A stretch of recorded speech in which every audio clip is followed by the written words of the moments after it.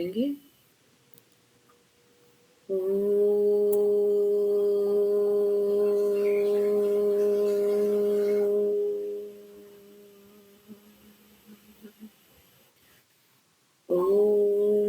भूर्भुवः स्वः तत्सवितुर्वरेण्यं भर्गो देवस्य धीमहि धियो यो नः प्रचोदयात्। दोनों हथेलियों को आपस में मिलाएंगे, हल्का सा रब करेंगे, घर्षण करेंगे और कोमलता से अपने नेत्रों को लगाएंगे। धीरे से अपने नेत्रों को खोलेंगे। सभी को नमस्कार। चलिए क्लास का हम लोग स्टार्ट करते हैं। आज हमारा टारगेट है कि हम अपने 5 सेंसरी ऑर्गन्स के बारे में जानेंगे। 5 हमारी जो ज्ञानेंद्रियां हैं, जिनके द्वारा हम बाहर के वातावरण को महसूस करते हैं, सुनते हैं, देखते हैं। स्वाद हमारा जो एक इंद्रिय है उसका, और त्वचा के द्वारा जो हम महसूस करते हैं। सबसे पहले हम देख लेते हैं आँख के, जो हमारा है सेंसरी ऑर्गन, जो हमारा आईज है उसको देख लेते हैं। आँख हमारी बहुत ही कोमल और बहुत ही इम्पोर्टेंट हमारा ऑर्गन है। इसका जो हमारा फंक्शन है हम उसको देखेंगे। इसकी हल्की थोड़ा सा हम संरचना को भी देख लेते हैं। तो मेजर पार्ट ऑफ द आई है हमारी कॉर्निया, सबसे पहले है। इसमें और जो है हमारा पार्ट है वो रेटिना है, जहाँ पे इमेज फॉर्म होती है, लेंस है, और इसमें एक लिक्विड भरा होता है, उसके बारे में थोड़ा जानेंगे। तो यहाँ से हम फिर से एक बार उसकी संरचना की जो फोटो है उसको देख लेते हैं। ये हमारा आँख का है स्ट्रक्चर। यहाँ पे हमने लेंस देखा। ये कॉर्निया है हमारा बल्जिंग पोर्शन। यहाँ पे ऑप्टिक नर्व होती है। आउटर ईयर भी यहाँ से कनेक्ट होता है, और यहाँ पे जो रेटिना है यहाँ पे इमेज फॉर्म होती है हमारी, जो भी हम देखते हैं अपने सामने, इस इंद्रियों से ग्रहण जो करते हैं वो हमारी इमेज यहाँ फॉर्म होती है। चलिए आँख के थोड़े से फंक्शंस को देख लेते हैं हम। कुछ टर्म्स हैं जो इंग्लिश में ही हम उनको देख पाते हैं, उनका मतलब जो हम समझ सकते हैं, मगर टर्म जो है हमारी वही रहेगी। जैसे कॉर्निया है हमारा, ये ट्रांसपेरेंट होता है, और जो बल्जिंग पोर्शन हमें दिखता है सफेद रंग का, उसको कॉर्निया कहा जाता है। इसमें नेक्स्ट हम देखते हैं हमारा lens, transparent structure behind the प्यूपिल। Black opening जो हमारी है उसको प्यूपिल कहा जाता है, और लेंस जो है जिसके थ्रू हमारी जो इमेज की जो रेज जाती हैं वो लेंस है। फिर रेटिना हमारा पीछे की तरफ है, जहाँ पे हमारी इमेज फॉर्म होती है, और रेटिना में जो इमेज का फॉर्मेशन होता है वहां से नर्व्स जो है कनेक्ट करती हैं ब्रेन को, और वो सिग्नल वहां ब्रेन पे जाता है। वहां से जो फॉर्मेशन जो हमें रिसीव होता है, फिर हमें पता चलता है कि सामने हमें क्या दिख रहा है। इसमें जो सपोर्टिंग मसल्स हैं, अब हमने मसल्स का पढ़ा था, तो यहाँ पे सिलरी मसल्स होती हैं जो आँख को उसकी जगह पे रखे के लिए हमारी मदद करती हैं। यहाँ पे हमारे एक ग्लैंड भी होते हैं। हमने एंडोक्राइन ग्लैंड्स के बारे में पढ़ा था, उसी में ही हमने उस दिन देखा था एक्सोक्राइन ग्लैंड भी होते हैं। जो एक्सोक्राइन ग्लैंड होते हैं उन्हीं में से एक ग्लैंड यहाँ पे है लैक्राइमल ग्लैंड, जिसके द्वारा हमारी आंखों में आंसुओं का निर्माण होता है। ठीक है, अभी इसके हम थोड़ा सा फंक्शन भी देख लेते हैं, किस तरीके से होता है यहाँ का। लाइट एंटर्स कॉर्निया और लेंस उस पे फोकस करते हैं, फिर image hits the retina. Photo receptors मतलब वहां पे जो नर्व्स हैं वो लाइट को सिग्नल में बदलती हैं। ऑप्टिक नर्व्स ब्रेन को सेंड करती है वो इमेज, और उसके द्वारा ब्रेन जो परसीव करता है उसके द्वारा हम उस चीज को देख लेते हैं कि ये हमारे सामने क्या है। ठीक है, तो ये हमारा जो बहुत ही प्रभावशाली एक हमारी ज्ञानेंद्रिय है, और हम बराबर इसका देखने में इस्तेमाल करते हैं, यूज करते हैं, और हमें पता ही नहीं चलता कितना उसका प्रोसेस चलता है, कहाँ से हमारी ये सब चीजें हमारी इमेज बनती है, कहाँ से हम देखते हैं, तो हमें ये इसका संरचना को देख के पता चलता है कितनी मतलब इसमें भी काफ़ी कुछ इन्वॉल्व होता है, काफ़ी चीज़ें इन्वॉल्व हैं और ये कॉम्प्लेक्स हमें ऑर्गन हमें इस समय देखें तो दिखाई दे रहा है। अदरवाइज़ हम क्या जब साधारण तौर पे हम देख रहे होते हैं तो हमें इसकी महत्वता का पता नहीं चलता है। तो हर एक तरीके के से हमारे जो ऑर्गन बनाए गए हैं शरीर में, तो हमारे यूज़ के लिए, हमारे बेनिफिट के लिए इस तरीके से उनकी रचना है इतनी कॉम्प्लेक्स वे में कि उसको समझने में ही हमें इतना सारा स्टडी कर रहे हैं हम। तो ईश्वर का वो यही है कि अनंतता का एक प्रत्यक्ष उदाहरण हमारा मानव शरीर ही है। चलिए ईयर को हम देख लेते हैं। सब इसमें ईयर में आउटर ईयर है, मिडल ईयर है, इनर ईयर है। कान में हमारी सबसे छोटी हड्डियां भी पाई जाती हैं। तो जो शरीर की सबसे छोटी हड्डी होती है, वो कान के अंदर ही मिडल ईयर में पाई जाती है हमारी। हमने पढ़ा था कि स्केलेटल सिस्टम में जो संरचना है, वो विभिन्न प्रकार की हड्डियों से निर्मित है। चलिए थोड़ा-सा हम एनाटॉमी ऑफ ईयर भी देख लेते हैं। यहाँ पे आउटर ईयर है, मिडल ईयर है, इनर ईयर है। आउटर ईयर हमें जो दिख रहा होता है पोर्शन वो वाला ईयर है। यहाँ पे हमारा ईयर कैनाल है, जिसके द्वारा हमें वो एक छिद्र जो दिखाई देता है। फिर हम मिडल ईयर पे जाते हैं। यहाँ पे हमारे ऑसिकल्स और यूस्टेशियन ट्यूब है। ये जो हमारी यूस्टेशियन ट्यूब है, ये हमारे शरीर का बैलेंस मेंटेन करने में भी हमारी मदद करती है। आगे हम इसमें देखते हैं इनर ईयर के बारे में। तो इनर ईयर ही एक जगह है जहाँ से हम सुनने का जो सुनने की जो हमारी वो है, उसको हम ग्रहण कर पाते हैं। तो यहाँ पे कॉक्लिया नाम का स्नेल शेप्ड होता है एक स्ट्रक्चर, जिसके द्वारा साउंड को, वाइब्रेशन को नर्व सिग्नल्स में ट्रांसलेट करके ब्रेन को भेजा जाता है। फिर ब्रेन उसको परसीव करता है कि क्या शब्द हमारे अंदर आए हैं और फिर वो हमें सुनाई देता है। हम फिर उसको रिकलेक्ट वो कर पाते हैं कि क्या चीज़ हमने शुद्ध शब्द सुने हैं। तो anatomy of year is most intricate in this section. ये सबसे ज़्यादा हमारा इम्पोर्टेंट पार्ट है क्योंकि जो सुनने की प्रक्रिया है वो यहीं पे होती है। अब इसमें हमने ये देख लिया कि ये वेस्टिबुलर सिस्टम भी होता है, जो पोस्चर मेंटेन करने के लिए हमारी मदद करता है। इसमें जो है फ्लूइड होता है, जो हमारे बैलेंस को मेंटेन करता है। हम किस तरीके से इक्विलिब्रियम में खड़े रहते हैं, ये भी हमारे कान के द्वारा ही निर्धारित होता है। यहाँ पे जो फ्लूइड है, उसमें जो नर्व्स हैं, वो ब्रेन के द्वारा संचालित हैं, जिसके द्वारा हम ये समझ पाते हैं कि हमारा पोस्चर हम बिल्कुल सही हैं। अब हम आगे इसमें देखते हैं नेक्स्ट हमारा है ये नोज़ का स्ट्रक्चर। तो नोज़ के स्ट्रक्चर में सबसे पहला जो हम देखते हैं तो हमारी नॉस्ट्रिल्स ही दिखती हैं। फिर हमने देखा हुआ है कि उसमें अंदर को हमने हेयर भी देखते हैं नोज़ के अंदर। फिर ऊपर हमारे नेसल कैविटी में यहाँ पे ऑल्फैक्टरी भी होती है और स्मेल के रिसेप्टर्स भी होते हैं। इसकी थोड़ी-सी हम जानकारी ले लेते हैं।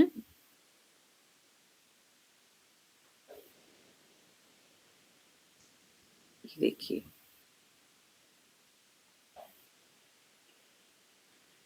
एक्सटर्नल नोज़ जहाँ पे हमें नॉस्ट्रिल्स हमारा मेन पार्ट है।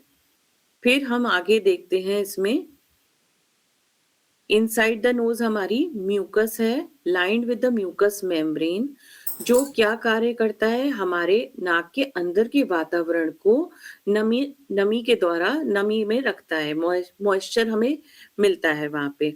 और जिसके कारण जब हम बाहरी जो हवा लेते हैं, ग्रहण करते हैं, तो वो जो यहाँ का वातावरण है उसको मॉइस्ट भी करता है, उसको हल्का सा वार्म भी करता है। उसके बाद ही वो अंदर की तरफ जाती है। आगे हम इसमें मेन पार्ट हमारा है hair and cilia. Nose hairs हमें देखते हैं हमारे नोज के अंदर हेयर वाला जो है वो क्यों है, तो वो इसलिए है कि यहाँ पे ही हमारा फिल्टरेशन का थोड़ा सा हो जाए, क्योंकि अब हम साँस लेने वाले हैं और साँस हमारी धीरे-धीरे लंग्स में जाने वाली है। लंग्स हमारा सबसे इम्पोर्टेंट ऑर्गन है हमारे शरीर का, क्योंकि उसी के द्वारा हमारी श्वास-प्रश्वास का पूरा प्रोसेस होना है वहीं पे जाके, और उसी के द्वारा हम यहाँ पे जीवित हैं इस पृथ्वी पे। तो इस यहाँ का जो वो जो वहाँ एक डेलिकेट ऑर्गन पे जब तक जाएगा तब तक हमारा यहाँ पे फ़िल्टरेशन पहले स्टेज पे हो जाएगा। Cilia are tiny hair-like structure that sweep trapped particles toward the throat to be eliminated. अगर नाक में कुछ ऐसे कण आ भी जाते हैं, तो वो एक हमारा नाक और मुँह में एक कनेक्शन होता है, जिसके द्वारा मुँह में हमारा कई बार हम देखते हैं कि कुछ हमारा मुँह में आ गया, नाक में अगर कुछ हमने डस्ट वगैरह इन्हेल करी है, तो उसके द्वारा हम उसको बाहर फेंक सकें जिससे कि। अब इसमें हमने यहाँ पे एक और इम्पोर्टेंट ऑर्गन होता है ऑल्फैक्टरी रिसेप्टर्स। ये नर्व सेल्स हैं। ये सबसे इम्पोर्टेंट पार्ट है हमारी नाक का। ये नर्व सेल्स हैं हमारे, जिसके द्वारा हमें स्मेल पता चलती है। ये नर्व सेल्स अपने सिग्नल को ब्रेन को भेजते हैं और ब्रेन ये डिसाइड करता है किस तरीके की स्मेल हमें परसीव हुई है। यहाँ पे हमें साइनस भी दिखाई देते हैं। साइनस जो है air filled pockets around the nasal cavity. ये साइनस हमने सुनने में आता है कि साइनसाइटिस की जब प्रॉब्लम होती है तो ये स्वेलिंग हो जाती है यहाँ पे। तो ये क्या है हमारे, ये म्यूकस से भर जाते हैं उस समय। ये साइनस जो है ये भी हमारे नाक के ऊपर की तरफ मौजूद होते हैं। They lighten the skull weight, produce mucus और help your voice resonate. ये हमारे इन फंक्शन को करते हैं। अब नाक का क्या-क्या कार्य है ये देख लेते हैं। तो सबसे प्रमुख कार्य तो ब्रीदिंग है हमारी नाक के द्वारा। फिर उसके बाद वो फिल्टरेशन भी करती है, प्रोटेक्शन भी करती है हमारे इंटरनल ऑर्गन का। यहाँ पे म्यूकस और टाइनी हेयर्स होते हैं, जो हमारे जर्म्स और एलर्जेंस को प्रो वहीं पे ही बाहर कर देते हैं, ताकि हमारा रेस्पिरेटरी सिस्टम बिल्कुल सुरक्षित रहे। यहाँ से हम स्मेल को पता कर पाते हैं, किस प्रकार की गंध आ रही है, ये हमें पता चलता है। फिर नाक ही हमारे वॉइस को भी वो करती है। नाक के द्वारा हमारे वॉइस का भी संचारण होता है। The shape of the nasal cavities and sinus help shape the tone of your voice. कई बार आप जब जुकाम हमें हो जाता है या कुछ है तो हमारी एकदम से आवाज बदल जाती है। तो ये सब भी हमारी नाक भी रिस्पॉन्सिबल है हमारे लिए। यस मैम, बताइए। मैम साइनस समझा दीजिए, मतलब साइनस एक डिजीज होती है हमारे नोज में, एक कोई सब पार्ट है ये? ये साइनस जो है हमारे नोज का ही पार्ट है। ये हमारा नोज जो है यहाँ पे भी हमने कल पढ़े थे लिम्फेटिक सिस्टम के बारे में। लिम्फेटिक सिस्टम का क्या है, यहाँ पे नोड्स होते हैं लिम्फेटिक सिस्टम में। तो जब कोई अटैक होता है, कोई वायरस है, तो वो वहाँ पे एंटीबॉडीज को बनाते हैं। यहाँ पे जो एडेनॉइड्स ग्लैंड होता है नाक के ऊपर की तरफ, तो वहाँ पे जब ऐसा कुछ वायरस आता है तो वो भी स्वेल कर जाते हैं। और यहाँ साइनस भी यहीं पे हमारे एरियाज होते हैं। तो ये जब वहाँ पे वो स्वेलिंग होती है और एंटीबॉडीज प्रिपेयर कर रहे होते हैं, अगर वो किसी कारण से और देर लग गई या नहीं हो पाया उनके एंटीबॉडीज से वो इन्फेक्शन बाहर, तो ये साइनस में भी स्वेलिंग आ जाती है, जो साइनसाइटिस कहा जाता है। Excess production of mucus in the sinus is known as sinusitis. तो साइनस हमारे सही जो है वो साइनस वर्ड है, और जो हमारा म्यूकस प्रिपेयर करता है, जो नाक को नम रखता है। पर जब ये स्वेलिंग आ गई, इसमें एक्सेस म्यूकस किसी इन्फेक्शन की वजह से स्वेलिंग आ गई, एक्सेस म्यूकस का प्रोडक्शन हो गया, तो ये साइनसाइटिस की प्रॉब्लम को जन्म देता है। तो मैम जैसे लिम्फ हमारे बॉडी ऑफ द सोल्स मतलब सोल्जर एक मतलब फाइटिंग एजेंट्स हैं, तो जो साइनस है जब कोई अटैक होता है तो लाइक आप मतलब स्वेल हुआ तो ये ऑटोमेटिकली क्योर क्यों नहीं होता है? हमें 7 8 10 डेज बाद में फिर हम मेडिसिन इनटेक कर लेते हैं, तो ये डिपेंड्स कि सबकी हाँ। अलग अलग। हाँ, ये हमारी अपनी रोग प्रतिरोधक क्षमता पे डिपेंड करता है। और इसका एक तरीका ये है कि हम अपने नाक को कितना स्वच्छ रखते हैं। इसीलिए हमारा जब ऐसे या कुछ भी हम कुछ करें, तो जलनेति बहुत प्रभावकारी होता है। तो जलनेति क्या करता है, हमारी नाक को क्लीन करता है, हमारे वहाँ के मॉइस्ट भी करता है हमें नाक को, और ये टेम्परेचर को भी सही रखता है हमारे नाक के अंदर का। जो हमारे नाक का अंदरूनी वातावरण है, ये क्या करता है, हल्का-सा जो बाहरी एयर है, मान लीजिए आप बहुत ठंड में भी वातावरण में गए, तो ये बाहरी एयर जो इन्हेल करी है, इसको हल्का-सा गरमाई प्रदान करता है। फिर ये धीरे से अंदर जाती है। तो ये जो हमारा सभी कुछ नाक के द्वारा होता है। यहाँ पे टेम्परेचर का रेगुलेशन भी होता है।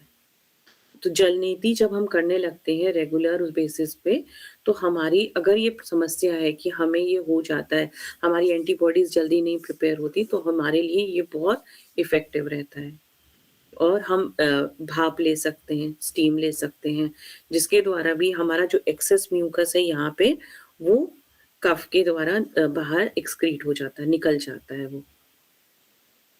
ठीक, चलिए अब हम इसमें नेक्स्ट देखते हैं, हमारा टंग को देखते हैं।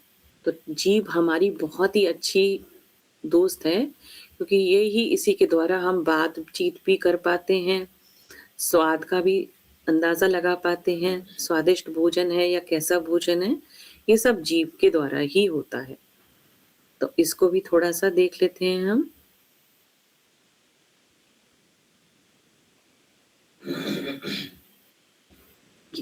यहाँ पे टेस्ट बड्स होती हैं जीभ में हमारे।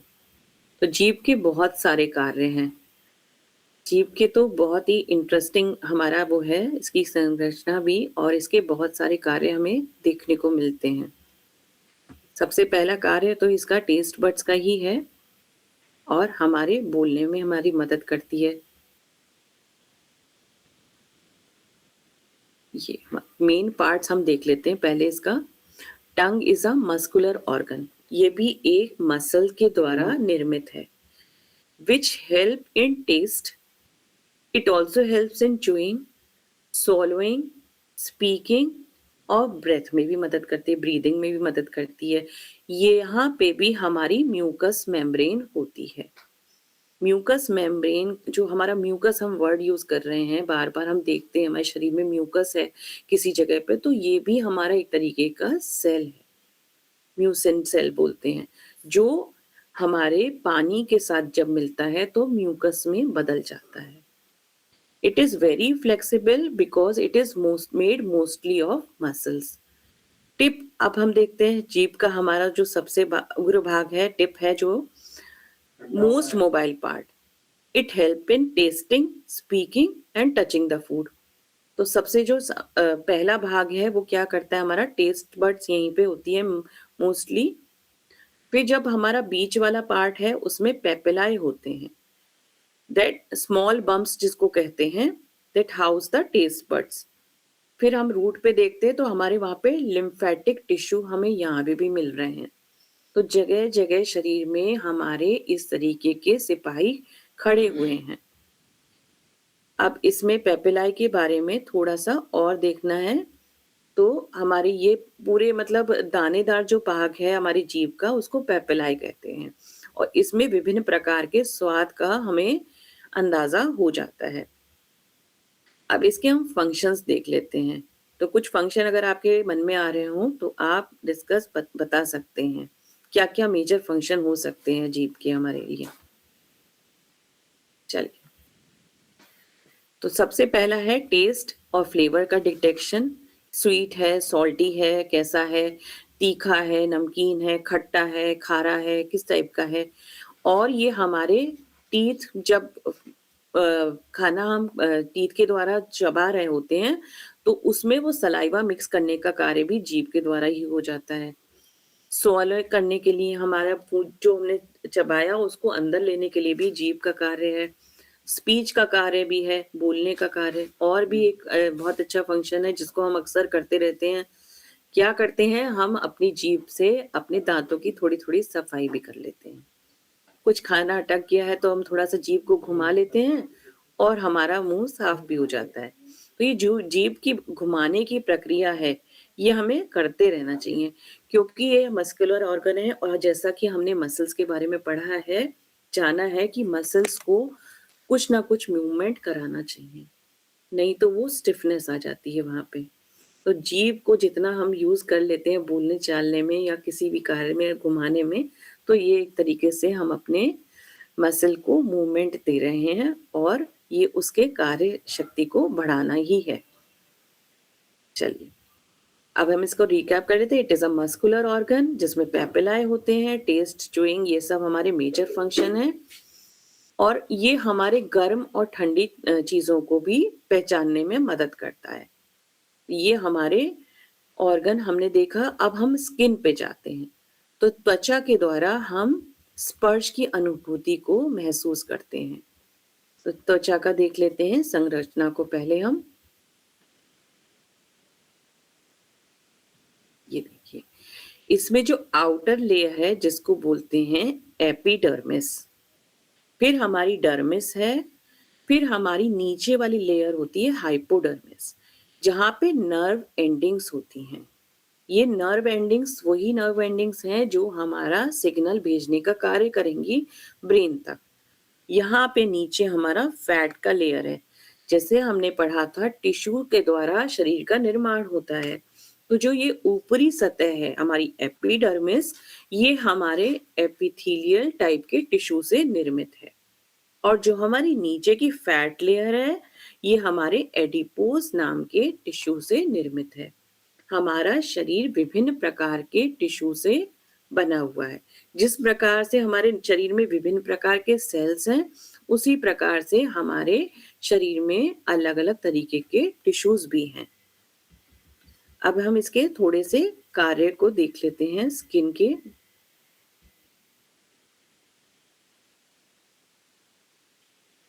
चलिए, 3 मेजर लेयर्स ऑफ स्किन। सबसे पहला एपिडर्मिस। ये क्या करता है, हमारी त्वचा को बाहरी वातावरण से एक प्रोटेक्शन का कार्य करता है। यहाँ पे मेलानिन होता है, एक ऐसा पिगमेंट जिसके द्वारा स्किन को वो कलर देता है। हमने देखा है जब ये मेलानिन का प्रोडक्शन है, ये टेम्परेचर के अकॉर्डिंग भी इसका प्रोडक्शन होता है। तो हम देखते हैं बहुत ठंडी जगह में लोगों का स्किन बहुत ज़्यादा सफ़ेद या फेयर उस पे होता है और जहाँ गर्म वातावरण है तो वहाँ पे उसका उनका स्किन का जो है वो थोड़ा-सा डार्क होता है। तो ये कलर और पिगमेंटेशन हमारे मेलानिन की वजह से होता है, जहाँ पे मेलानोसाइट्स हमारे सेल्स हैं। थिक स्किन जो होती है हमारे पाम्स और हमारे पैरों के तलवों में थोड़ी-सी थिक स्किन होती है। तो एपिडर्मिस की वहाँ पे 5 सब लेयर्स होती हैं। वहाँ पे एपिडर्मिस में ज़्यादा लेयर पाई जाती हैं। ये हमारा एक बैरियर का काम करता है जर्म्स और केमिकल्स के द्वारा और प्रोटेक्ट करता है हमें सनलाइट के डैमेज से और इसके अंदर जो नमी है हमारे शरीर की, उसको बचाने का कार्य भी हमारी बाहरी त्वचा करती है। यहाँ पे नए सेल्स का निर्माण होता है, पुराने सेल्स मरते हैं। तो इस तरीके से ये हमेशा हमें एकदम स्वस्थ और लचीली और मॉइस्ट सी लगती है। किसी वजह से कभी बीमारी की अवस्था में जब हमारे नए सेल्स नहीं बन रहे होते तो हमारी त्वचा एकदम से मुरझाई हुई सी हमें दिखने लगती है। तो इसका मतलब है कि हमारे पुराने सेल्स का निर्माण तो वो तो खत्म हो रहे हैं मगर नए सेल्स का निर्माण उतनी जल्दी नहीं हो पा रहा है। नेक्स्ट हमारी है इसमें मिडल लेयर, जो कि एपिडर्मिस और इनर लेयर के बीच में होती है। अब यहाँ हम देख लेते हैं क्या-क्या चीज़ें हैं। हमारी ब्लड वेसल्स हैं, नर्व्स हैं, हेयर के फॉलिकल्स का मतलब है जहाँ से हेयर उगते हैं। यहाँ पे हमारे स्वेट ग्लैंड्स भी होते हैं, जिनके द्वारा पसीने का निर्माण होता है। ऑयल ग्लैंड्स जिसको सेबेशियस ग्लैंड्स बोलते हैं। अब ये जो स्वेट ग्लैंड्स हैं और ये जो ऑयल ग्लैंड्स हैं, ये क्या हैं हमारे?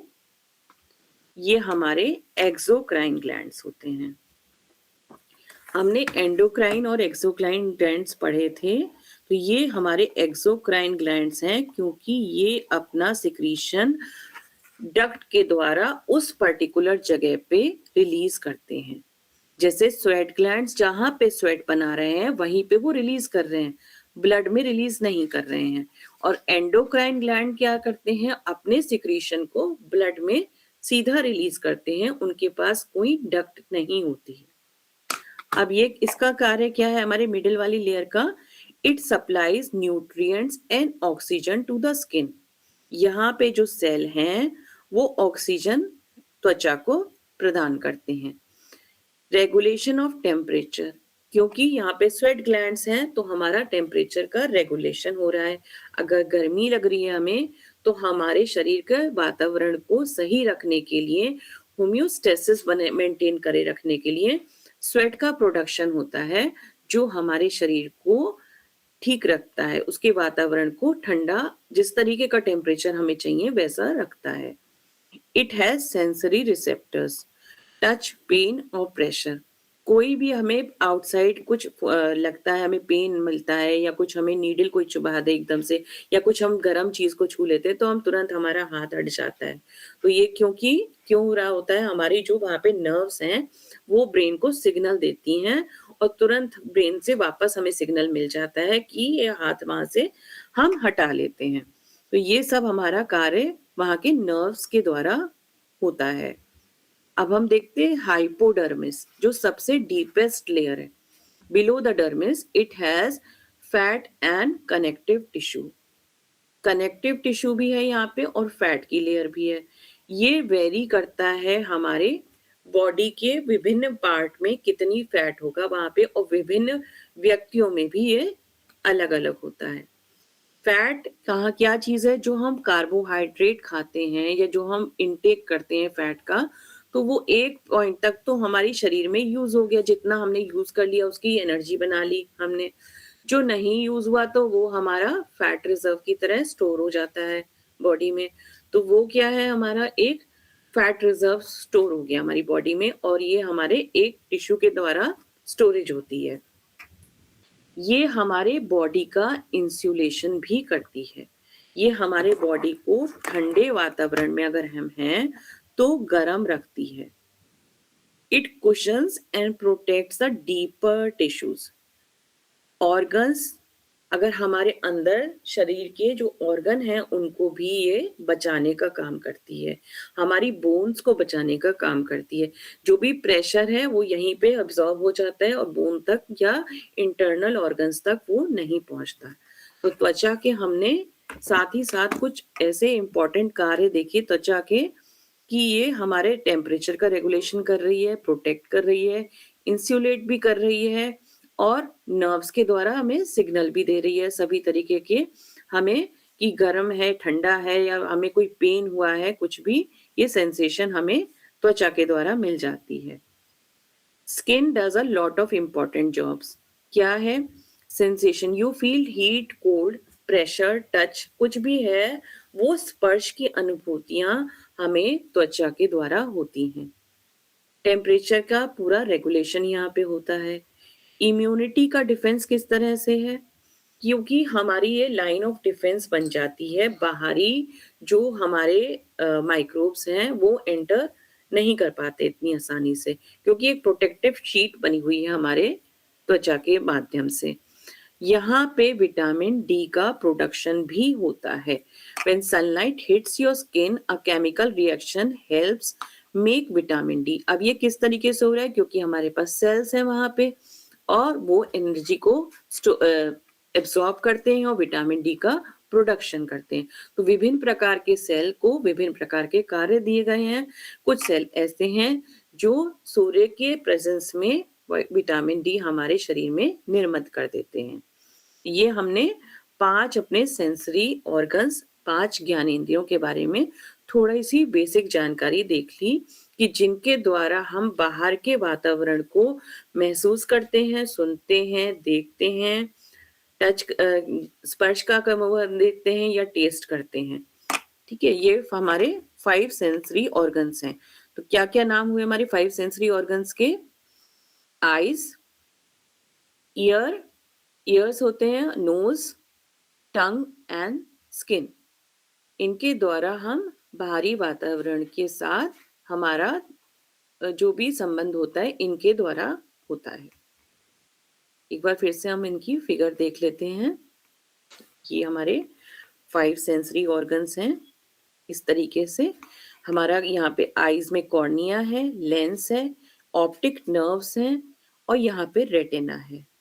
यहाँ पे भी और नर्व्स होती हैं जो इमेज को ब्रेन के पास ले जाती हैं और ब्रेन उसको पता करके बता देता है कि कौन क्या चीज़ वस्तु हम देख रहे हैं। ईयर में हमने देखा था outer ear, middle ear, inner ear. Middle ear में 3 तरीके की हड्डियाँ पाई जाती हैं, मैलियस, इनकस एंड स्टेपीज। ये जो हड्डी हैं, ये सबसे छोटी हड्डी होती हैं शरीर की, स्टेपीज। अब यहाँ पे हमने नोज को देखा तो हमने देखा सबसे बाहरी हमारा नोस्ट्रिल है। नोस्ट्रिल के अंदर हमने हेयर देखे थे, पढ़े हैं। यहाँ पे म्यूकस होता है, ऑल्फैक्टरी होती है जो नर्व्स होती हैं जो जिसको बोलते हैं जहाँ से कनेक्टेड होती हैं। यहाँ पे हमारे स्मेल रिसेप्टर्स होते हैं।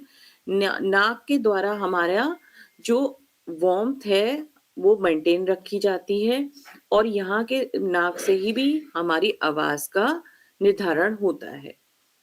फिर हमने टंग में देखा कि पेपिलाए होते हैं, बहुत सारे उभरे हुए दाने जिसको बोलते हैं, जो हमारे विभिन्न प्रकार के टेस्ट का पता करते हैं, जिनके द्वारा हमें पता चलता है। और टंग हमारे बोलने का कार्य करती है, हमारे सॉलो करने का कार्य करती है।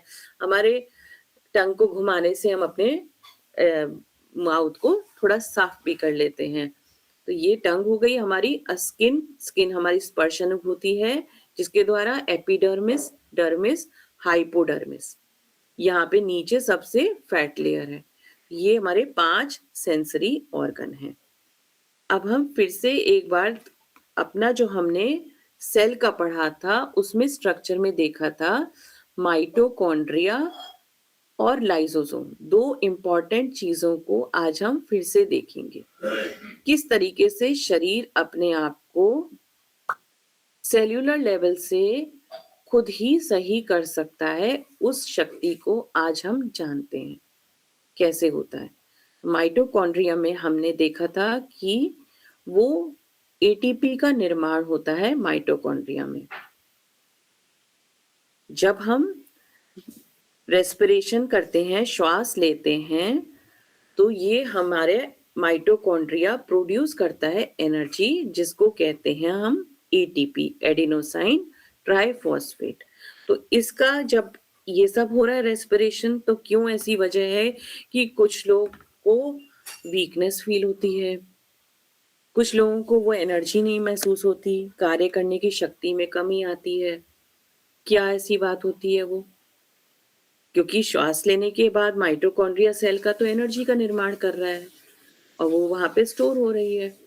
तो फिर क्यों ऐसा हो रहा है हमारे साथ?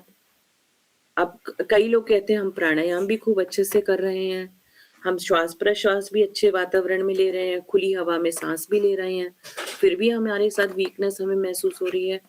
तो ये क्या वजह हो सकती है हमारी? इसकी सबसे मुख्य वजह हमारी ये है कि हमारी जो श्वास लेने का तरीका है वो हमारा सही नहीं है। अधिकतर हम उस एकाग्रता के साथ श्वास और प्रश्वास नहीं करते हैं। हमारी सांस आ रही है, जा रही है, हमें पता ही नहीं चलता। मोस्ट ऑफ द टाइम हम ऐसी ही अवस्था में होते हैं।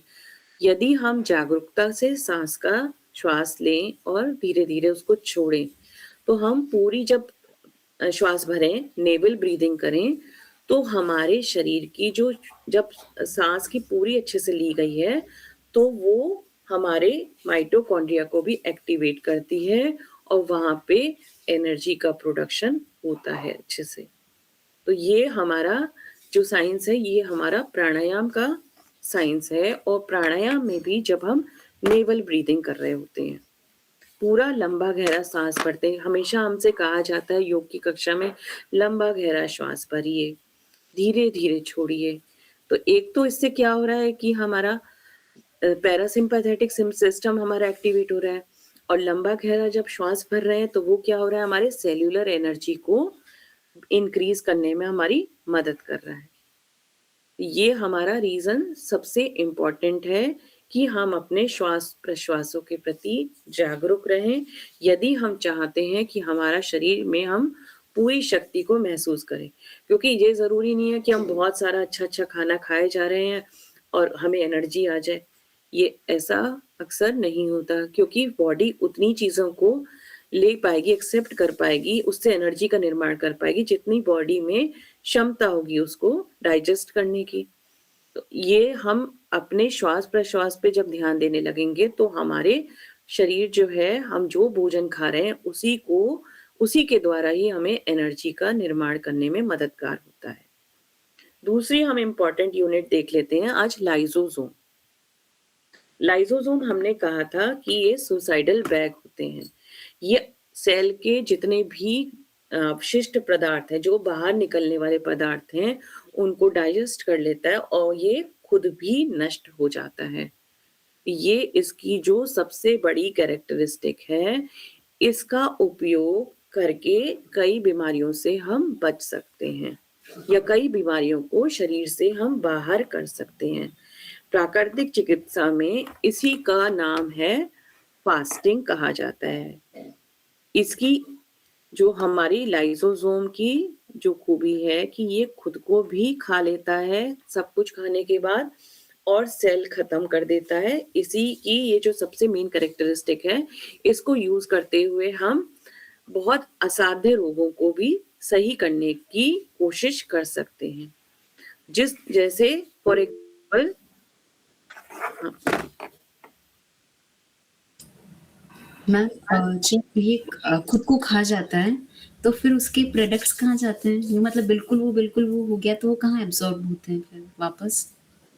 वो हमारे एब्ज़ॉर्ब ही नहीं होते, क्योंकि वो तो हमारे खत्म हो गया पूरा, उसने खा लिया सब कुछ और वो हमारे एक्सक्रीटरी ऑर्गन से अगर कुछ है भी तो वो निकल गया। अच्छा, तो जैसे हमने निकलता है बताया एट द एंड वेस्ट?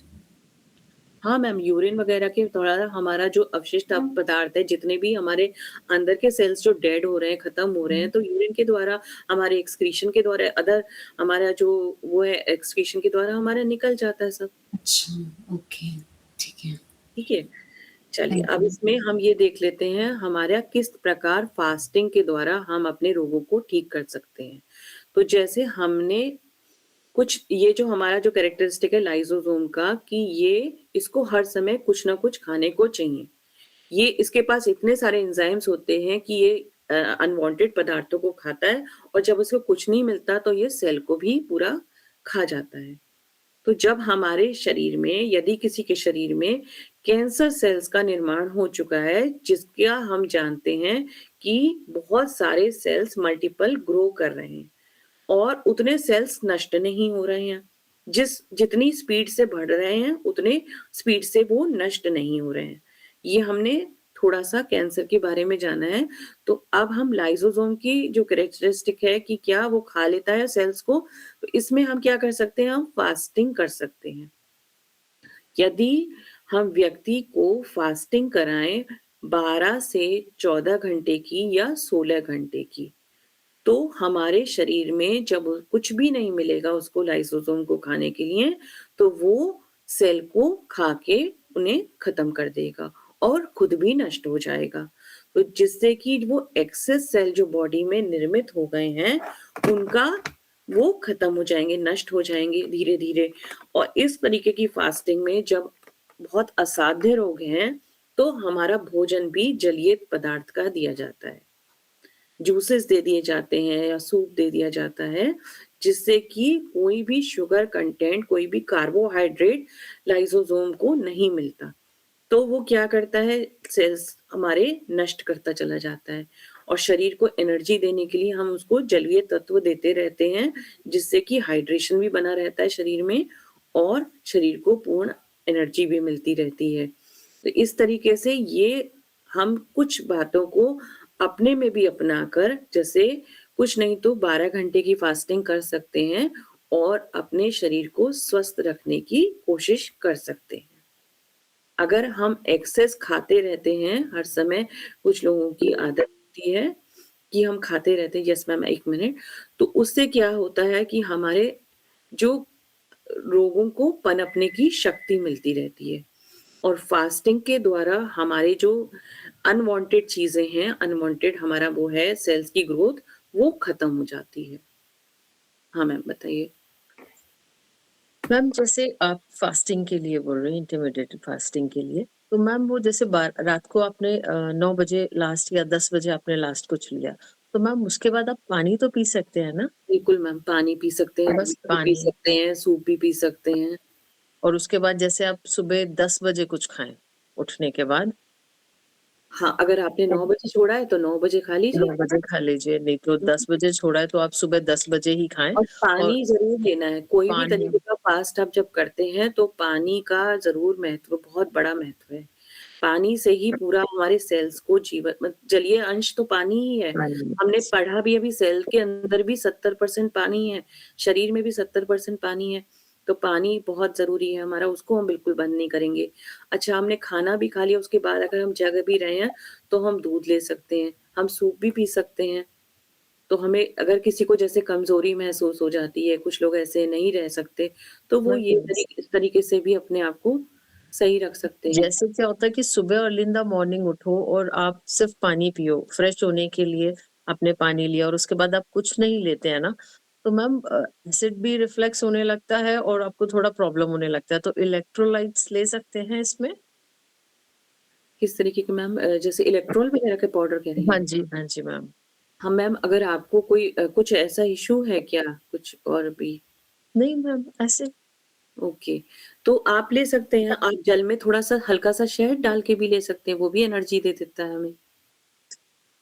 तो वो भी आप ट्राई कर सकते हैं और उसके लिए आपको थोड़ा-सा अपनी बस अगर ये वैसे शहद आपको बिल्कुल नुकसान नहीं देगा, मैम मैं लेती हूँ शहद तो मैं लेती उससे एनर्जी भी आएगी मैम। और अगर आपको लग रहा है कि वह थोड़ा वीकनेस ज़्यादा लग रही है, नहीं हो पा रहा, तो आप थोड़ा कम कर सकते हो उसका ड्यूरेशन। ज़रूरी नहीं है कि हम 12 ही घंटे की करें, हम थोड़ा-सा कम कर लें। भई हमें शरीर की भी सुननी है, हूँ। जो शरीर कह रहा है। पहली बात तो कि हम अपने से जुड़ जाएँ। सबसे आधी बीमारी तो तब हमारी खत्म होती है जब हम स्वयं से जुड़ जाते हैं। तो उसकी संवेदनाओं से हम अटैच होते हैं अपने शरीर की। तो हमें वो पता चल जाता है कि हमारे शरीर की क्या ज़रूरत है। तो अगर लग रहा है कि कुछ ज़्यादा आपको वीकनेस या कुछ लगती है तो आप ले सकते हैं। जी बताइए? हाँ, कुछ पूछ रहे थे चारू जी? मैम जैसे मुझसे फास्टिंग नहीं होती है, पहले हो जाती थी बट अब ऐसा होता है कि लाइक छोटी थी तो जैन धर्म में उपवास किए जाते हैं, तो पहले तो हो जाते थे। लेकिन अब तो ऐसा है कि आई कांट मतलब बहुत सारा नहीं खा सकती हूँ, लेकिन तो फिर जैसे ये फास्टिंग वाला प्रोसेस होता है तो बहुत एसिड होने लग जाता है, फिर इतना हेडेक होता है कि अनकंट्रोलेबल है, तो I am not able to do any single fasting on any auspicious day. तो आपका फिर मैम ब्लड प्रेशर कम रहता है? नहीं मतलब सब कुछ ए टू ज़ेड सब कुछ सही है। ओके। तो फिर जैसे यहाँ फास्टिंग है और अगर हम जैसे लाइज़ोज़ोम मतलब तो फिर कैसे बैलेंस करें बॉडी को? ये जनरल बताया गया है कि इस तरीके से आप अपने आप को स्वस्थ ये जनरली उनके लिए बताया गया जो बहुत सारा खाना खाते हैं, एक्सेस खाना। अब ये हो गया, अब स्नैक्स हो गया, अब ये हो गया, डिनर हो गया, कुछ ना कुछ खाते रहेंगे।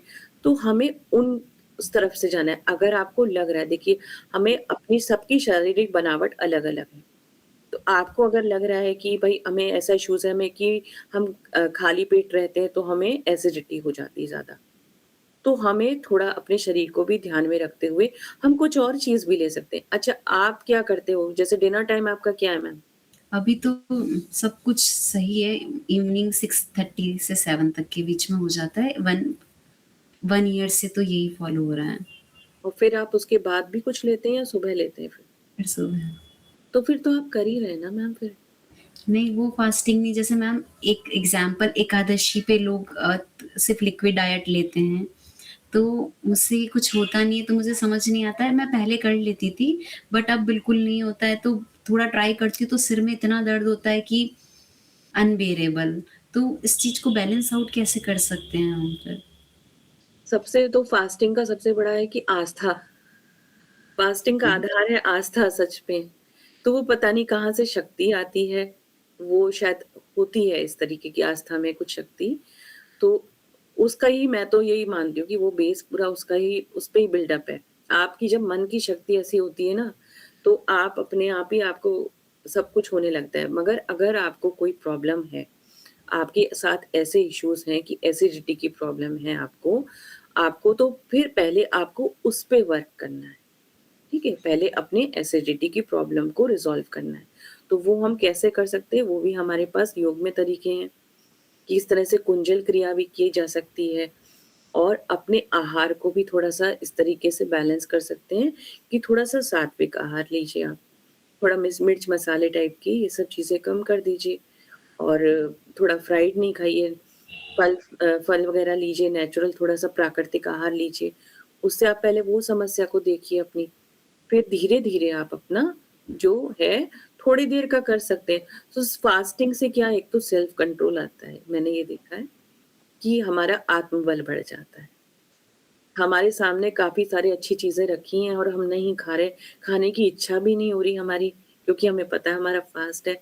तो एक सबसे बड़ी मुझे एडवांटेज फास्टिंग का लगता है कि सेल्फ कंट्रोल, अपने इंद्रियों पे नियंत्रण और धीरे-धीरे जब इंद्रियों पे नियंत्रण करने की हो जाती क्षमता तो मुझे लगता है कि आत्मबल भी स्वयं विकसित हो जाता है।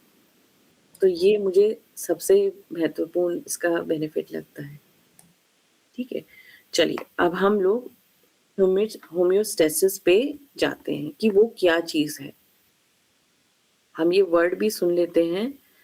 अच्छा फ्री रेडिकल्स और ये हम ऑक्सीडेंट्स भी सुनते हैं, तो ये सब भी हमारे शरीर में बनने बंद हो जाते हैं। यदि बन रहे हैं तो अगर हम इस तरीके की थोड़ा-सा अपने आहार पे नियंत्रण रखते हैं। और बार-बार भोजन नहीं करते। अच्छा बार-बार भोजन करने से ये भी प्रॉब्लम है कि जितनी बार आप भोजन शरीर में डालेंगे अपने पेट में, उतनी बार वो पूरा प्रोसेस चलता है डाइजेशन का। सपोज़ आपने एक बिस्किट भी अपने मुँह में डाल लिया बीच में, तो अभी आपका पूरा ही प्रोसेस चलेगा। फिर जाके वो जब खत्म होगा तब आपका दूसरे का प्रोसेस शुरू हो जाता है। तो एक वजह ये भी है कि अपने आहार को थोड़ा-सा हम नियंत्रण के साथ खाएँ, किसी टाइम को निर्धारित करते हुए खाएँ और हर समय खाने की आदत से थोड़ा बचें। जी मैम। मैम जैसे बच्चे करते हैं, आते-जाते जैसे उन्होंने चिप्स खा लिए या बिस्किट खा लिए और समटाइम्स आई सेड कि ना बेटा अभी रुक जाओ, अभी मैं खाना दे रही हूँ आपको। नहीं मम्मा मूड इच्छा हो रही है, तो बच्चे ने खा लिया। फिर आधे घंटे बाद उसे खाना देती हूँ। तो मैम फिर वो भूख नहीं डाइजेशन इश्यू लगेगी, होता है ना। क्योंकि हाँ, भूख ही नहीं लगेगी। उसने भूख जब नहीं। भूख लग रही थी, उसकी जब सिक्रीशन हो रहा था एंजाइम्स का, तो एक पर्टिकुलर टाइम उसका सेट है, उस बच्चे का। ठीक है? अब उसको वहाँ पे जो भी चीज़ मिली ये सब चीज़ें थोड़ी-सी होती भी प्रलोभन वाली हैं कि चिप्स, बिस्किट वाले बच्चों के लिए, तो वो चीज़ें उसको दिखी वहाँ पे। अब उसने उसी से पेट भर लिया। अब जब उसने वो खा लिया, तो वहाँ तो शुरू हो गया वो प्रोसेस हमारा डाइजेशन वाला। तो वो अपनी पाचन क्रिया हो गई अब भई वहाँ पे शुरू, तब जो एंजाइम्स वाला निकलने का पार्ट था वो तो निकल गया। वो दूसरी चीज़ अब शुरू हो गई वहाँ पे। तो जब तक हमने खाना लगाया तब तक वो एंजाइम्स फिर बन ही नहीं रही, क्योंकि वहाँ तो अब दूसरे वाले प्रोसेस पे चलेगा ना, डाइजेशन के एब्ज़ॉर्प्शन, एसिमिलेशन पे चलेगा। मैम तो जैसे अगर खाना आप दे भी दो ना बच्चों को राइट टाइम, तो मैम वो उसको छोड़ के पहले जो उनको कचरा खाना है, वो कचरा ही डालेंगे एंड आफ्टर दैट जैसे शाम को मैंने उसको एप्पल कॉलेज में उसको देती हूँ कि बस में आते हुए आप एप्पल खा लिया करो बेटा। लेकिन वो रोज़ घर ले आएगी। अरे! शाम को दूध के साथ दे देना यार।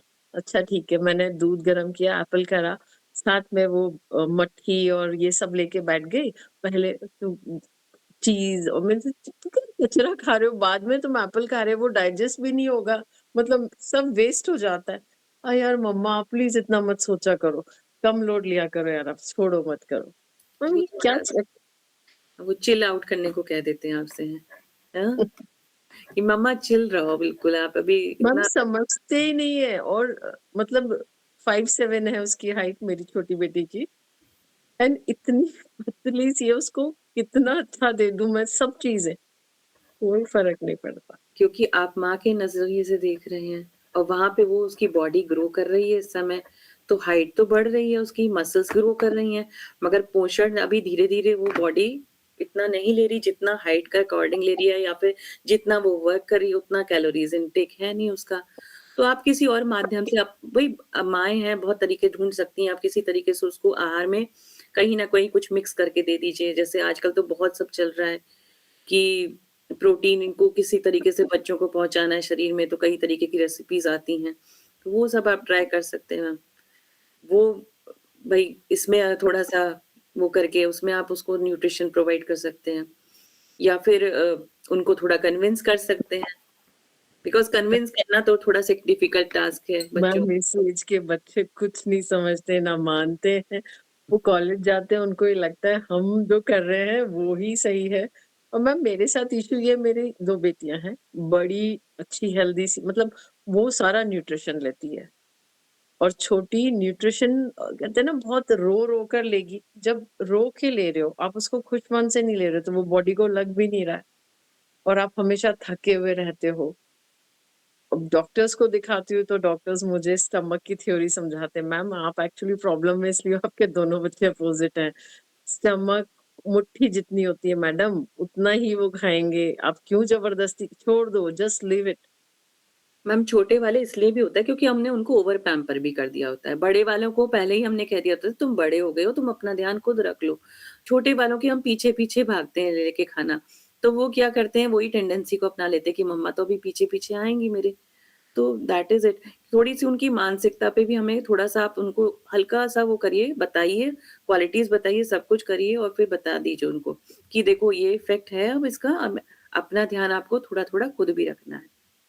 आप लाके अवेलेबल कराइए चीज़ों को और थोड़ा उनको उनके ऊपर छोड़िए अब और अपने ऊपर थोड़ा समय और दीजिए। अभी वो इस एज में आ गए हैं कि अच्छा-बुरा थोड़ा-थोड़ा समझ लेते हैं वो। तो ये कर सकते हैं, बाकी अपने अपने खाने में न्यूट्रिशन को ऐड करने के लिए आप कुछ वो सब अपना सकते हैं। किस तरीके का न्यूट्रिशन हम उसमें आप ऐड कर सकते हैं। जैसे घी वगैरह आयुर्वेद में बताते हैं, थोड़ा बहुत इनटेक भी करना चाहिए और स्पेशली जो ग्रोइंग बच्चे हैं, उनके लिए ज़रूरी है। और जो हमारे इसमें है नट्स वगैरह हैं, सीड्स हैं, इनको आप एक मिक्सचर बना के यूज़ कर सकते हैं। मैम ये सारी चीज़ें उसे देती हूँ, वो सब खाती भी है, लेकिन मैम वो शायद बॉडी एब्ज़ॉर्ब नहीं कर पा रही क्योंकि आप बुझे मन से मतलब आप एक ज़बरदस्ती के रूप में खा रहे हो, हुँ, तो बिल्कुल। वो शायद सारा मन नहीं तो है। फ़ास्ट फ़ूड में लग जाता है ना मैम, सारी एंजाइम्स तो वहीं लग जाती हैं। Right, right. तो जब तक ये चीज़ें आती हैं ना, तो वो एंजाइम्स भी इतना सिक्रीशन नहीं होता है क्योंकि उसको वो इस तरह से खाते हैं कि अरे भई, अब तो ये मम्मी को खुश करने के लिए खाना है। तो जिस दिन वो समझ आएगी मैम आएगी किसी दिन, आपने इतना उनको कहा है, समझाया है, तो निश्चित रूप से आएगी। और उसको एब्ज़ॉर्ब कराने के लिए आप फ़िज़िकल एक्टिविटी पे थोड़ा-सा उसके फ़ोकस कर सकते हैं, कुछ योग वगैरह का वो करें या कुछ भी फ़िज़िकल एक्टिविटी जो भी उसको पसंद है, वो कर सकती है। क्योंकि सबसे ज़रूरी है कि ब्लड का सर्कुलेशन होना बॉडी में। जिस भी मतलब आप ही समझ लीजिए रोग का मुख्य कारण एक तरीके से ब्लड का सर्कुलेशन उस पार्ट में नहीं हो रहा है। तो अगर वो फिज़िकल एक्टिविटी कुछ नहीं हो रही है, सक्रियता नहीं है उतनी, तो समझ लीजिए कि ब्लड सर्कुलेट नहीं हो रहा है। इस वजह से भी ये भी एक कारण हो सकता है कि भूख नहीं लग रही है सही से। क्योंकि स्टमक में जो जितनी भी आर्टरीज़ ब्लड लेके जा रही हैं उसके पास में और डाइजेस्टिव ऑर्गन्स के पास में, तो वहाँ पे सर्कुलेशन में कोई दिक्कत है। नहीं तो वो क्या होता है कि पूरा अच्छे से जब हो रहा होता है, तो भूख लगती है सब नियमित रूप से आपको आपको दे हम लोग देखते हैं, हमें एक नियमित समय पे भूख लग जाती है और इतनी तेज़ लगती है कि अच्छे से हम खाना खा लेते हैं। तो वो हमारी सक्रियता पे भी निर्भर करता है। तो ये आप उसको थोड़ा-सा उसके लिए आप देख सकते हैं मोटिवेट करके। Thank you. जी, मैम बताइए? मैम जैसे डाइट लेने का है तो 2 या 3 बार लेना चाहिए 24 घंटे में। मान लीजिए सुबह, दोपहर और शाम को जो लेते हैं। बीच में जैसे मुझे ये है कि भूख लग जाती है, तो हाँ। जैसे अगर बिस्किट खा लिए तो दिक्कत, तो हुँ। उस टाइम सूप, दूध वगैरह तो ले सकते हैं? हाँ मैम, कि सूप लीजिए, सूप ले सकते हैं, फल ले सकते हैं और थोड़ा-सा यही करें कि प्राकृतिक आहार उस समय ले लीजिए और ठोस आहार जो है, वो आप उसका समय निर्धारण कर लीजिए। तो उससे हमारा ही जो सिस्टम है, वो काफ़ी बेनिफिट में आ जाता है। हम खुद ही पाते हैं कुछ दिनों में अगर हम निर्धारित कर लेते हैं अपना समय को, तो हमें खुद ही महसूस होने लगता है कि उस समय हमें फिर तेज़ से भूख लगने लगती है और हमारी पाचन क्रिया भी अच्छी हो जाती है धीरे-धीरे, अगर हम इसको अपनाते हैं तो। मैम मतलब लिक्विड हम ले लिए जैसे सूप वगैरह ले लिए तो उसमें तो ये नहीं हुआ ना कि डाइजेस्टिव सिस्टम पूरा एक्टिव हो गया, जैसे है ना कि भूख लगेगी अगर हम चिप्स खा ले बिस्किट खा लिए तो कम हो गया, हाँ। इसलिए मैं पूछ रही थी। मैम हमें अब अपने आप को भी सही रखना है, तो अगर हम ठोस आहार नहीं ले रहे हैं, अगर हमें भूख लग रही है, तो हम लिक्विड तो ले ही सकते हैं, वो ले सकते हैं मैम। क्योंकि हमें खुद को भी अपने को भी देखना है, अपने शरीर की उसके हिसाब से भी चलना है हमें, उसको भी सुनना है। अगर हमें भूख लग रही है, हम नहीं रह पा रहे इतनी देर को, तो हम कुछ बीच में ज़रूर लेंगे। पर वो हम ये थोड़ा-सा अपने को वो रखेंगे कि हम बहुत हेवी मील ना लें। उस समय भी हम कोई ठोस आहार ले लिया, जैसे कुछ लोगों की आदत होती है, कुछ स्नैक्स खा लिए, फिर उसके बाद हमने डिनर खा लिया 1 घंटे बाद ही, तो डिनर के लिए आपको भूख ही नहीं लगी, क्योंकि आपका पूरा प्रोसेस तो वहीं शुरू हो गया स्नैक्स की जगह पे ही सही। भई 7 बजे मान लीजिए आपका खाने का टाइम है रात का और आप 6 बजे पकौड़े वगैरह कुछ खा रहे हैं, तो वो तो उसी में लग गया ना, पाचन शक्ति तो उसी में चली सारी चली गई। तो आपको 7 बजे वो पूरी पूरी भूख लगेगी ही नहीं। तो मेन वजह इस वजह से आगे चल के फिर हमें और कुछ समस्या डाइजेशन से रिलेटेड हो सकती हैं, तो ये मैंने खुद के एक्सपीरियंस में देखा है कि अगर हम कोई समय निर्धारित कर लेते हैं अपनी मील्स का, तो हमें हमारे रोगों से थोड़ा-सा बचाव होने करने की हमें मिल जाता है। जी मैम। चलिए, होम्योस्टैसिस को देख लेते हैं, क्या चीज़ होती है ये होम्योस्टैसिस? तो ये हमारे शरीर की वह क्षमता है जिसके द्वारा वह आंतरिक वातावरण को स्थिर बनाए रखता है, चाहे बाहरी परिस्थितियाँ बदल जाएँ। तो आंतरिक वातावरण कौन-सा हुआ? हमारे शरीर का एक बेसल टेम्परेचर भी होता है, एक शरीर की श्वास-प्रश्वास की गति भी होती है। तो ये सब जो वातावरण है इसको किस तरीके से मेंटेन किया जाता है? होम्योस्टैसिस एक प्रक्रिया है जिसके द्वारा बाहर की परिस्थितियाँ बदल भी जाएँ, तो भी हम उसको स्थिर रख के पाएँ, तो ये हमारे शरीर की वो क्षमता को दिखाता है। तो अब किस तरीके से हमारी बॉडी उसको वो करती है, तो विभिन्न प्रकार के जो हमारे सिस्टम हैं, ये साथ में वर्क करते हैं ताकि हमारा शरीर स्टेबल सा स्थिर बना रहे। बाहर अगर ठंड भी है, तो भी हमारा शरीर का टेम्परेचर सही रहे। अगर बाहर हमारे कुछ और वातावरण में बदलाव आ रहे हैं, तो भी हम स्थिर रह पाएँ, उसकी पूरी कोशिश ये हमारे सिस्टम मिलके करते हैं। तो नर्वस सिस्टम कैसे करता है कि ये डिटेक्ट कर लेता है चेंजेस और क्विकली वो सेंड कर देता है सिग्नल वो ऑर्गन्स को। सपोज आपका बाहरी वातावरण में कुछ आपने कुछ गरम छू लिया है या कुछ इस तरीके का कुछ चुभ गया है आपको, तो तुरंत नर्वस सिस्टम आपका सक्रिय हो जाता है, वो आपका वहाँ से हाथ हटा लिया जाता है जिससे कि आप फिर से नॉर्मल सिचुएशन में आ जाएँ। आपका एंडोक्राइन सिस्टम कैसे करता है कि ये ब्लड शुगर, ग्रोथ, मेटाबॉलिज्म हमने देखा था कि जब हमारे शुगर लेवल कम हो गया, हमने खाना, भोजन सही समय पे नहीं खाया या हम किसी वजह से बाहर हैं, तो अभी हमारा शरीर तो चल ही रहा है ना, ऐसा तो नहीं होता कि हम बिल्कुल बैठ जाते हैं, हमारी बिल्कुल एनर्जी खत्म हो गई, हमारे से कुछ नहीं हो रहा। क्यों होता है ऐसा? क्योंकि हमारा एंडोक्राइन सिस्टम हमारे शरीर को वो प्रोवाइड कर देता है ग्लूकोज के फॉर्म में एनर्जी जो स्टोर रखी होती है और उस समय वो काम आ जाती है। इसी तरीके से हमारा रेस्पिरेटरी सिस्टम, अब ये कैसे मेंटेन करता है रेस्पिरेटरी सिस्टम? मान लीजिए कुछ आपने कुछ स्ट्रेस में आए या कुछ आपको चिंता हुई, कुछ ऐसा हुआ, तो आपकी श्वास-प्रश्वास की गति थोड़ी-सी तेज़ हो जाती है। ये हमने महसूस किया है। तो ये हमारा इसके द्वारा हमारा शरीर अपने आप को धीरे-धीरे फिर नियंत्रण में रखता है। तो थोड़ी देर के लिए वो हार्ट भी आपका तेज़ बीट करने लगता है और फिर धीरे-धीरे आप उस सिचुएशन से बाहर आ जाते हैं। सर्कुलेटरी सिस्टम क्या करता है? जल्दी-जल्दी रक्त का संचारण होने लगता है। कुछ ऐसी अगर भय की स्थिति देखी या कुछ ऐसा भारी वातावरण में कुछ इस तरीके का माहौल अगर सिग्नल मिले ब्रेन को, तो सर्कुलेटरी सिस्टम के द्वारा हमारा ब्लड का ट्रांसपोर्टेशन थोड़ा जल्दी हो जाता है और हॉर्मोन्स का भी ट्रांसपोर्ट हो रहा है ब्लड से, तो वो उस ऑर्गन पे चले जाते हैं, जहाँ से वो हमारे को स्टेबिलिटी प्रोवाइड कर सकें। यूरिनरी सिस्टम पे हम जाते हैं तो हमने कई बार देखा है जब हम परेशान हैं या हम एंग्शियस हैं, कोई हम नर्वस हैं, तो हमारी यूरिन आउटपुट भी इंक्रीज़ हो जाता है, हमने देखा है। तो क्या होता है कि एक हार्मोन होता है हमारा एडीएच, एंटी डाययूरेटिक हार्मोन, तो वो हमारा रिलीज़ हो जाता है ब्लड में, ब्रेन के द्वारा और हमें यूरिन की जल्दी-जल्दी जाने की वो हो जाती है और इसके द्वारा भी शरीर अपने आप को क्या करता है, अपने को स्थिर बनाने की कोशिश करता है।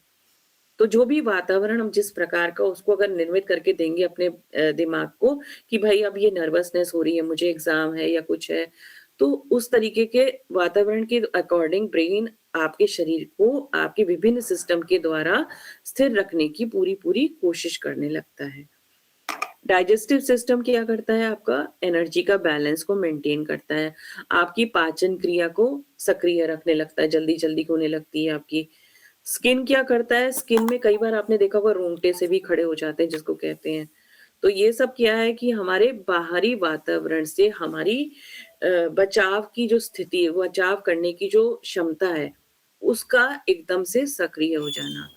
तो ये विभिन्न प्रकार के जो सिस्टम्स हैं, हमारे शरीर को बाहरी वातावरण से बचाने की पूरी कोशिश करने लगते हैं। अब हम इसमें ही हिंदी में अगर इसको देखें तो ये हमारे होमोस्टेसिस की भूमिका है। तंत्रिका तंत्र के द्वारा सभी हमारे इन सब तंत्र के द्वारा। तो ये हम देखिए इसकी डेफिनिशन तो बॉडी सिस्टम्स एक साथ कार्य करते हैं। इंटरनल कंडीशंस अपने शरीर की स्टेबल रखने के लिए बाहरी वातावरण से सामंजस्य बैठाने की शरीर पूरी कोशिश करता है। जितने भी सिस्टम है सब साथ में वर्क करने लगते हैं और अपने शरीर को एक ऐसा बाहरी प्रोटेक्शन की स्थिति में लेने आने की पूरी कोशिश करते हैं। ठीक है, ये क्लियर है आप सबको होमोस्टेसिस क्या होता है? और कोई क्वेश्चन हो आपके तो उसको पूछ लेंगे और आपका अब एनाटॉमी का एक टेस्ट भी आपको मिलेगा। और एक और महत्वपूर्ण बात आपको बतानी है मुझे, 14 फरवरी को मातृ पितृ पूजन दिवस के रूप में सृजन योग एकेडमी के द्वारा मनाया जाएगा। तो इस कार्यक्रम में आप अपने द्वारा कुछ भी प्रस्तुति कर सकते हैं। कुछ आप लिखना बोलना चाहते हैं, कुछ भी आप ऐसी प्रस्तुति उसमें ऑनलाइन प्रोग्राम होगा, उसको आप कर सकते हैं। उसके लिए आपको नाम अपने ग्रुप में दे देने हैं और अपने समय कितने समय का आपका रहेगा वो आपको उसमें बता देना है। चलिए हम लोग क्लास को यहीं पे विराम करेंगे और कोई भी प्रश्न होंगे आपके तो आप ग्रुप में भी मैसेज कर सकते हैं। चलिए हम ओम का उच्चारण करेंगे, उसके बाद शांति का पाठ करेंगे। कमर गर्दन सीधी रखेंगे, आंखों को कोमलता से बंद करेंगे, लंबा गहरा श्वास भरेंगे।